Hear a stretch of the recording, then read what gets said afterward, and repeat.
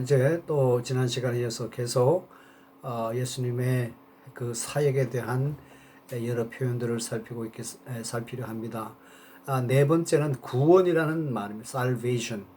하나님이 우리를 구원하셨다라는 말을 쓰고 있죠. 구원이라는 말은 원래 위험한 상태에서 구해주는 것을 말합니다. 자, 구원받았다고 하는 것, 구약 시대에는 뭐예요? 바로 이스라엘 백성이 애굽의 종살이에서 벗어난 것과 같이 위험한 상황에서 구조를 받은 것입니다. 예를 들어서 우리가 어떤 사람이 수영을 하다가 이제 거의 바다에 빠져 죽게 됐어요. 그럴 때 그 레스큐어라고 있죠. 그 구조대원이 나타나서 그 사람을 구해주는 것. 그걸 바로 살베이션이라고 그래요. 예수 그리스도는 우리를 죽음의 두려움에서 또 죄의 형벌에서 또 죄의 세력에서 구해주는 분입니다. 우리가 예수 그리스도를 주로 믿을 때 주님은 우리에게 죽음의 두려움에서 벗어나게 하는 그런 복을 주신단 말이에요. 죄의 형벌에서부터 구해 주신단 말이에요. 더 이상 죄의 형벌 받지 않게 하신다 이 말이죠. 그 다음에 죄의 세력, 죄를 지으면은 죄의 억압을 받는다고 말씀드리지 않았습니까? 죄의 세력에 갇혀 있는 거죠. 죄를 신약 성경에서는 어둠이라는 말을 쓰기도 해요. 죄의 세력, 어둠의 세력이죠. 구약에서 이스라엘 백성이 애굽에 종살이 할 때 하나님이 모세를 통해서 그들을 해방시키지 않았습니까? 그때 이러한 사건을 신약 성경은 이것을 통해서 우리가 무엇을 알 수 있는가? 바로 우리가 죄를 지어서 죄의 종살이 하는 데서 하나님이 우리를 구해 주셨다는 것을 역사적 사건으로 미리 보여주신 것이다. 그렇게 해석하고 있습니다. 그것을 티포라고 그래요. 티포. 예표라고 합니다. 예표. 구체적인 역사적인 정황을 통해서 역사적 사건을 통해서 하나님이 우리에게 하나님의 진리를 알게 하시는 것, 하나님의 메시지를 우리에게 전하는 것, 이것을 예표라고 그래요. 이것을 연구하는 학문을 예표학이라고 합니다. 디팔로지란 말입니다. 그래서 왜 이스라엘 백성이 애굽의 종살이에서 벗어난 것을 오늘날 신약 시대에 우리가 예수 그리스도를 믿고 어둠의 세력에서 해방을 맞이한, 즉 구원받은 것을 나타낸다고 볼 수 있는가? 여기서 이제 우리가 구약 신학을 잘 공부할 필요가 있는데, 애굽이라는 것은 어떤 정치적인 나라이기도 하지만은 영적인 의미에서는 애굽이 바로 어둠의 세력을 나타내는 말입니다. embodiment of darkness라고 그래요. 어둠의 세력. 어둠의 세력에 구현하라고 말씀드릴 수 있어요. 그래서 하나님이 이스라엘 백성을 애굽의 종살이에서 벗어나게 한 것은 그 애굽이라는 것 자체가 어두움의 세력을 얘기하는 거니까 우리가 예수 그리스도를 주로 믿어서 죄의 종살이 하는 상태에서 우리가 벗어나는 것을 말한다 이 말이죠.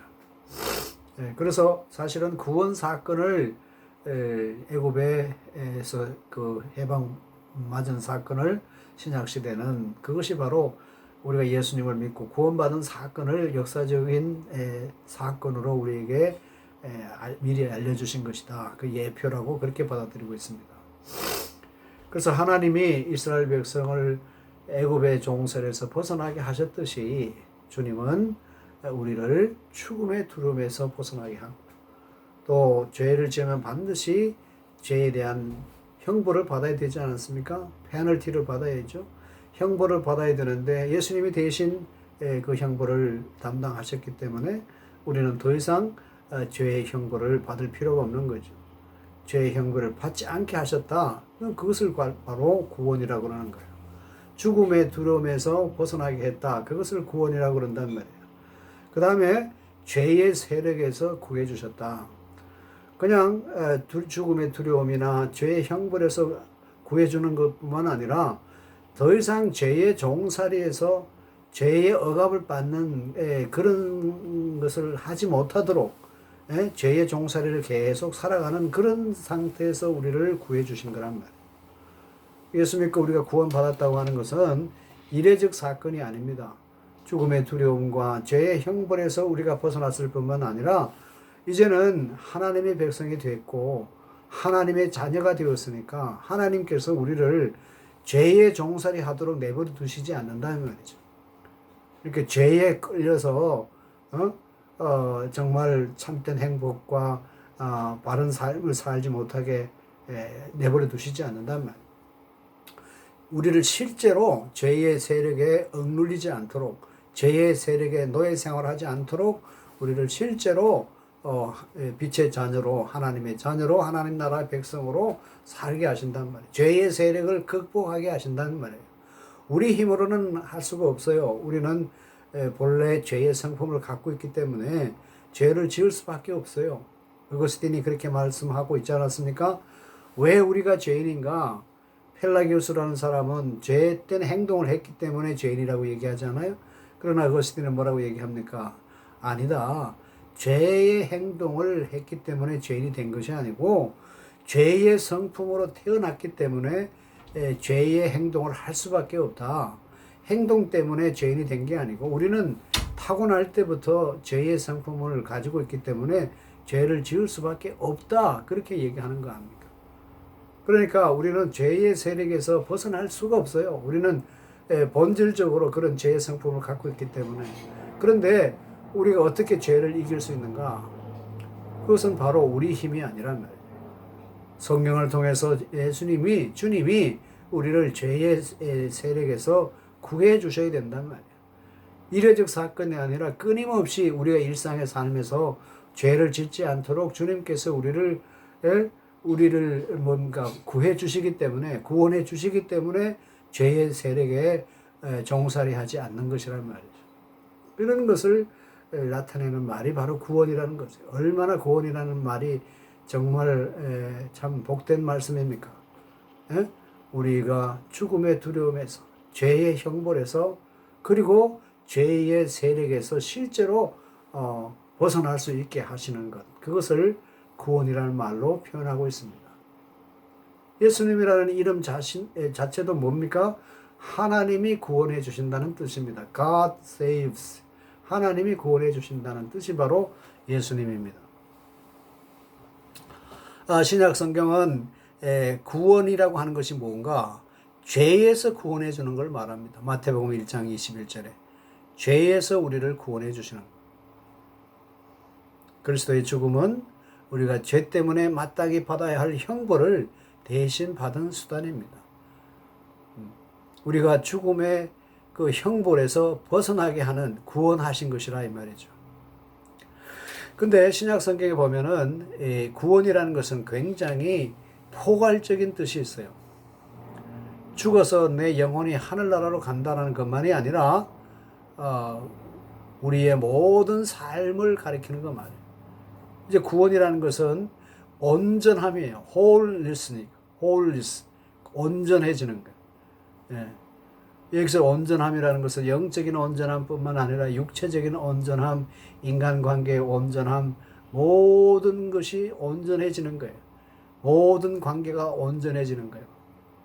또 이것을 다르게 얘기하면 건강이라는 말을 쓰기도 한단 말이에요. 정신적으로 건강하고 육체적으로 건강하고 인간관계도 건강하고 하는 일을 통해서도 우리가 건강 상태를 유지하고 그러는 거란 말이에요. 이 말이 사실은 다르게 얘기하면은 바로 샬롬입니다. 이스라엘 사람들이 만날 때 서로 인사하는 말이 샬롬이죠. 우리는 이 샬롬이라는 말을 평화나 화평이나 또 평강이라는 말로 번역하죠. 이 샬롬이라는 말도 구원의 개념하고 거의 비슷한 개념이에요. 온전해진다는 거예요. 내가 몸이 아프면 나에게 샬롬이 있는 거 아니죠. 또 인간관계에서 서로 미워하면은 그곳에 샬롬이 있는 거 아니죠. 그게 구원이 있는 것이 아니란 말이에요. 구원받았다고 하면은 영적으로 뿐만 아니라 육적으로 건강해야 되고 또 인간관계도 건강해야 돼. 온전해져야 된단 말이에요. 서로 미워하기보다는 서로 사랑하는 것이 있어야 되죠. 아가페 사랑을 실천해야 그것이 바로 진정한 구원이라고 말할 수 있는 거예요. 치유라는 것은 건강한 상태로 돌아가는 것을 말하죠. 구원이라는 것도 마찬가지예요. 사람을 온전하게 한다는 것을 포함합니다. 예. 구원이라고 하는 것은 아까도 말씀드린 대로 내 영혼이 죽어서 하늘나라 가는 것만이 아니란 말이에요. 이 땅에서 그것은 미래의 구원이고 이 땅에서 이미 구원을 받아야 되는 거예요. 특히 요한복음은 그것을 많이 강조하고 있습니다. 하나님을 믿으면 이미 영생을 얻었다. 구원을 받았다. 구원은 미래에만 있는 것이 아니라 현재 우리가 받아 누리는 것이다. 그래서 사망에서 생명으로 옮겼고 더 이상 심판을 받지 아니한다. 이미 하나님의 자녀가 된 거잖아요.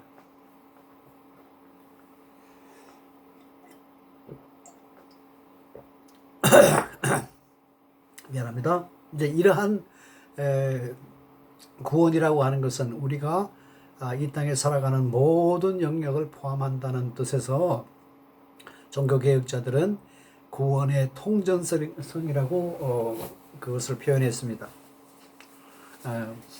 통전성이란 말은 어떤 사람은 전인성이라고도 하고 통전성이라고도 하는데 영어로는 홀리스틱이라고 그럽니다. 이렇게 구원이라고 하는 것은 영혼의 문제만이 아니라 아까 말씀드린 대로 우리가 이 땅에 살아가는 모든 영역을 포함한다는 것이죠. 우리가 살아가는 모든 것이 다 온전해지는 것이 바로 구원이에요. 여러분, 이것에서 우리는 놀라운 진리를 찾을 수가 있습니다. 우리가 예수 그리스도를 주님으로 믿고 구원받았다고 그러지 않습니까? 그러면 그 구원받은 것이 결과로 나타나야 되죠.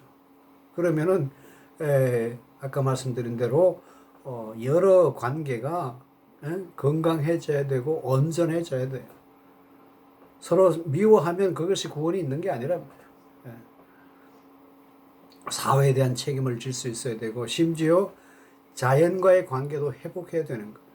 그전에는 자연을 우리의 이익을 위해서 막 이용했지만은 그러나 이제는 하나님이 나에게 자연을 잘 보존하고 또 관리하는 청지기 사명을 주셨잖아요. 그 청지기 사명을 잘 감당해서 이 자연 질서를 통해서 하나님의 영광이 드러나도록 할 때 그것을 뭐라고 그래요? 우주적 구원이라고 그러죠. 그 구원은 그런 우주적인 영역까지 포함한다는 겁니다. 여러분, 오늘날 우리 한국의 혹은 중국의 학생들이 구원이라는 것을 너무 죽어서 하늘나라 가는 것만 생각하고 또 교회에서 예배드리는 어떤 종교의식을 행하는 것으로 국한하면 안 됩니다. 우리가 전인격이 새로워져야 돼요. 또 사람과의 관계가 새로워져야 되고 또 하나님과의 관계뿐만 아니라 이웃과 사람과의 관계 그리고 자연과의 관계도 회복해야 되는 거예요. 샬롬을 이루어야 돼요. 모든 관계를 새롭게 해 가야 되는 거예요. 그것이 바로 구원받은 증거라고 할 수가 있습니다. 구원은 그런 우리의 모든 삶의 영역을 포함한다는 면에서 전인적이다, 통전적이다 라고 말할 수 있습니다. 종교개혁자들이 강조한 구원의 개념이 바로 그것입니다. 여러분, 마틴 루터가 우리가 믿음으로 의롭다함을 강조했는데 그렇다고 해서 선행을 강조하지 않았을까요? 아닙니다. 가톨릭은 선행 자체를 통해서 구원을 받는다. 그 선행은 누가 하는 겁니까? 사람이 하는 거죠. 그래서 인간의 어떤 행위를 통해서 구원받는다는 것을 가르치지 않았습니까? 헌금 많이 해야 됩니다. 성경 많이 읽어야 됩니다. 남을 많이 도와야 됩니다. 또 그 성지 순례라고 그러죠. 유적지를 많이 순례해야 됩니다. 이것이 공로죠. 공로를 많이 쌓아야 구원받는다. 그렇게 가르쳤잖아요. 모든 종교는 그렇게 가르치고 있습니다. 구원은 누구한테 달려있는가? 내가 어떻게 하기에 달려있다 이 말이죠. 내가 노력해서 얻는 것이 구원이라고 생각했어요. 그런데 이것에 대해서 반대 주장을 한 것이 마틴 루터입니다. 아니다. 믿음으로 구원 얻는 것이다. 그리고 믿음으로 구원 얻는다는 것도 내가 노력해서가 아니고 그 믿음까지도 하나님이 우리에게 은혜를 주시는 것이다. 선물로 주시는 것이다. 그것을 강조했어요. 근데 그 믿음으로 구원을 얻는다는 것도 이 문제는 우리가 다음에 더 자세하게 살펴보겠습니다만은 믿음으로 구원을 얻는다고 해서 우리의 선행을 선행하지 않아도 된다는 얘기가 아니에요. 나중에 여러분 루터의 그 글들을 읽어보세요. 그러면 선행으로 구원받는 거 아니고 믿음으로 구원 얻지만은 그러면 선행이란 게 뭐냐? 선행은 구원받은 사람이 하나님께서 베풀어 주신 구원에 대한 감사로 자연스럽게 나타나는 것이다. 그래서 이런 얘기를 해요. 선행으로까지 가지 않으면 그것은 진정한 믿음이 아니다. 구원에 이르는 믿음이 아니다라는 것이에요. 이것은 칼빈도 마찬가지입니다. 칼빈은 누구보다도 성화를 강조했습니다. 거룩한 삶을 강조했습니다. 역시 칼빈도 종교개혁자이기 때문에 믿음으로 구원을 얻는다는 것을 많이 강조했습니다. 그러나 그 믿음이 결국은 뭡니까? 거룩한 삶을 사는 것으로 이어져야 된다는 거예요. 거룩한 삶을 살지 않는 믿음은 구원에 이르는 믿음이 아니라고 본 거죠. 그거는 잘못된 믿음입니다. 여러분 야고보에서 뭐라고 말씀합니까? 행위 없는 믿음은 죽은 거다. 진실된 믿음은 참으로 하나님께서 구원을 베풀어 줄 만한 그런 믿음이란 건 뭔가? 바로 그 믿음이 증거가 나타나야 돼. 믿음의 결과가 있어야 돼. 그것이 바로 선행이고 거룩한 삶이란 말이에요. 그래서 칼빈은 얘기합니다. 거룩한 삶을 살려고 하는 그런 의지가 없는 사람은 하나님이 구원하기로 예정한 사람 아니다까지 얘기를 해요.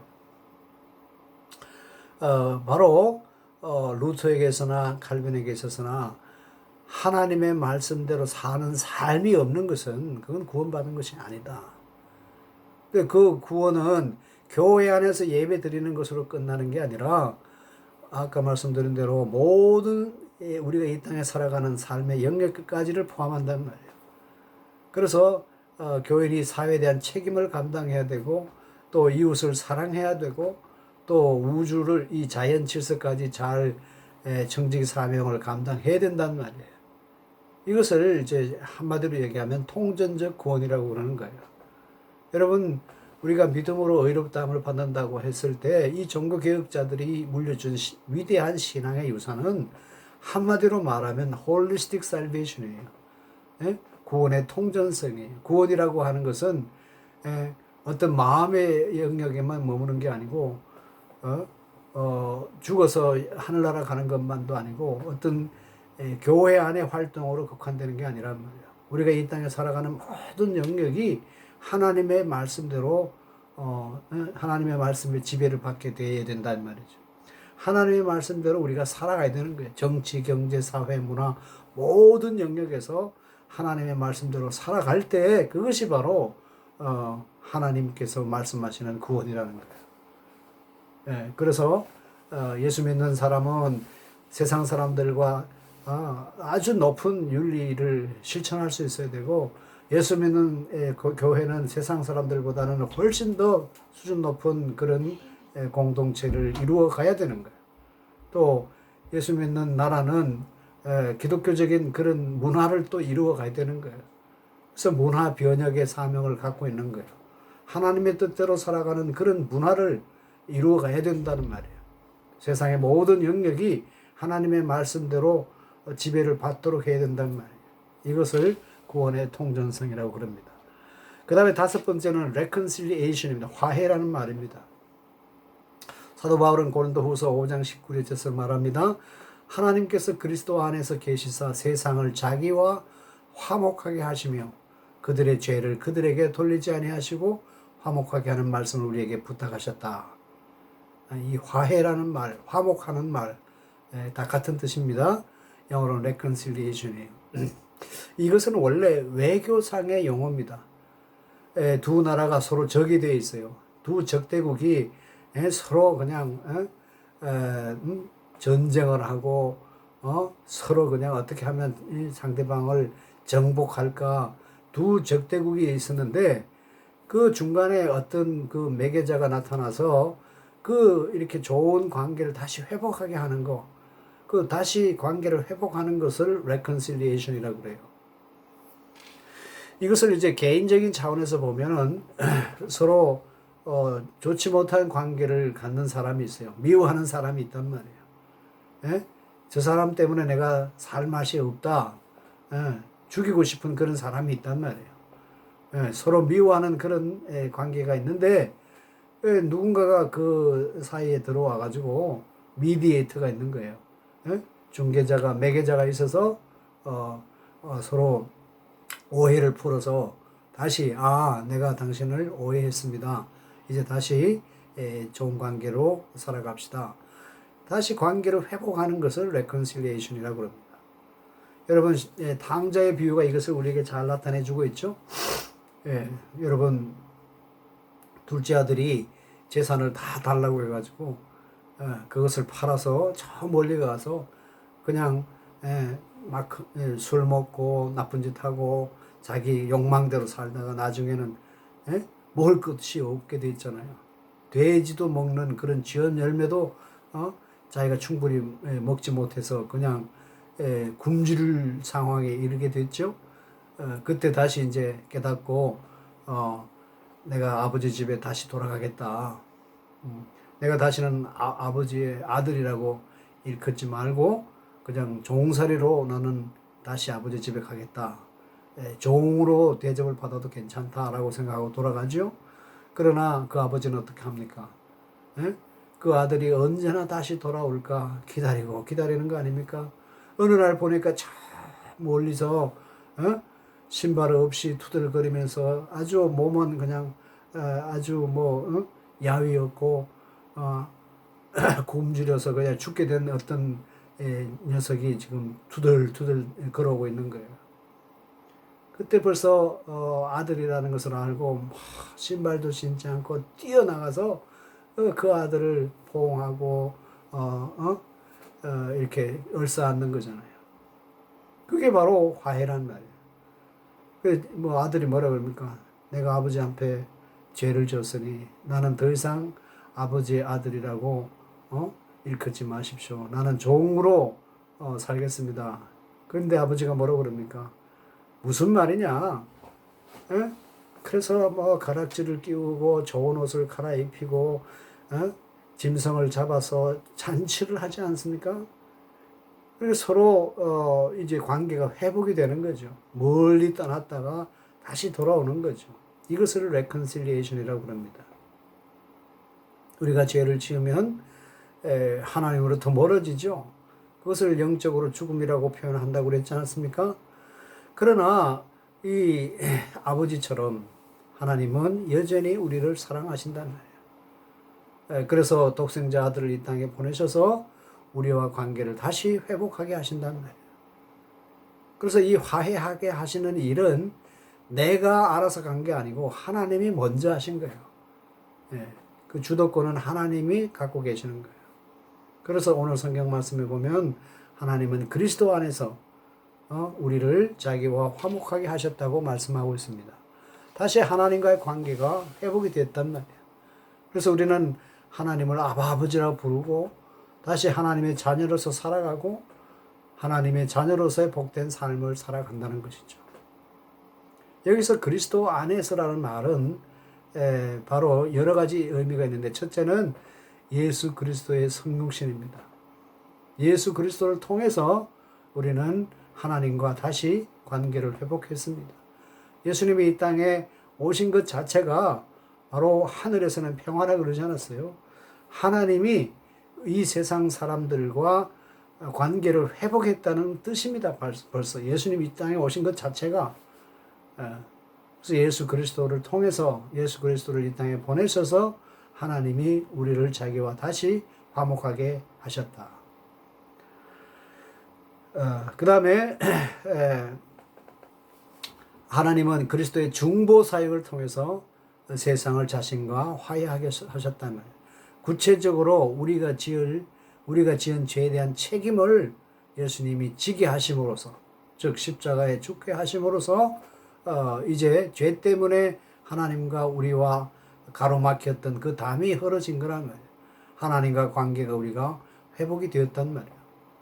하나님과 죄가 있는 인류가 그리스도를 통해서 다시 화해를 이루게 되었단 말이에요. 그 결과가 뭘까요? 그게 평화예요. 샬롬이란 말이에요. 예. 이제 화해라고 하는 것은 서로 적대 관계를 끝내고 화목을 이루는 것이라는 거예요. 서로 사랑하고 섬기고 하나님을 예배하고 찬양하고 우리는 하나님의 사랑을 받고 하나님의 인도를 받고 하나님과 동행하는 삶을 살아가게 된다는 것이죠. 그 다음에 여섯 번째는 양자라는 개념이 있어요. 어답션이라 그럽니다.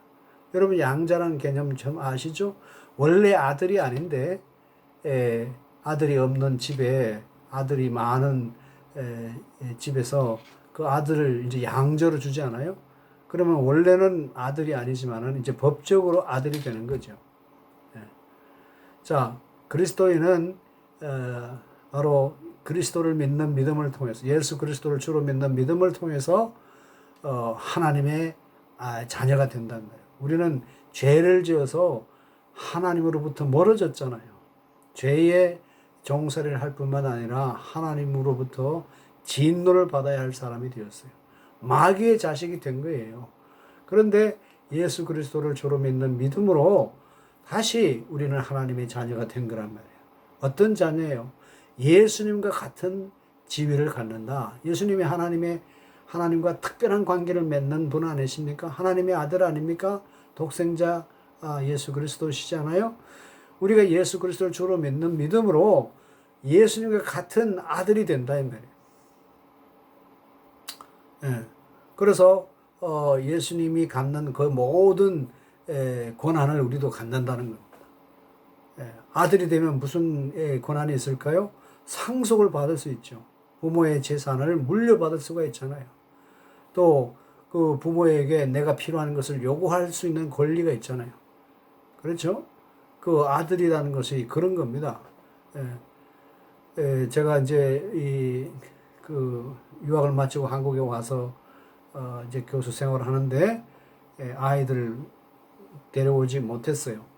거기서 공부를 잘 하고 있으니까 그래서 제가 이제 한 달마다 이렇게 생활비를 보내주는데 딸은 자주 전화하지만은 아들은 잘 전화하지 않아요. 아들이 가끔 전화하면 뭐라고 하는지 압니까? 아빠 언제까지 돈 얼마 보내라. 그렇게 그럼 명령하죠 아예. 그래서 내가 그런 얘기합니다. Am I your bank? 내가 너 은행이냐? 그러면 아들이 뭐라고 대답한지 아세요? 아빠잖아. 아빠니까 그걸 보내줘야 할 의무가 있는 거 아니냐? 예. 그게 바로 아들이 갖는 권리예요. 뭐 보내주면 고맙고 안 보내주는 할 수 없고 뭐 이런 얘기 하는 게 아니에요. 아빠 돈 보내 이거잖아요. 아들로서 그것을 요구할 권리가 있는 거잖아요. 예.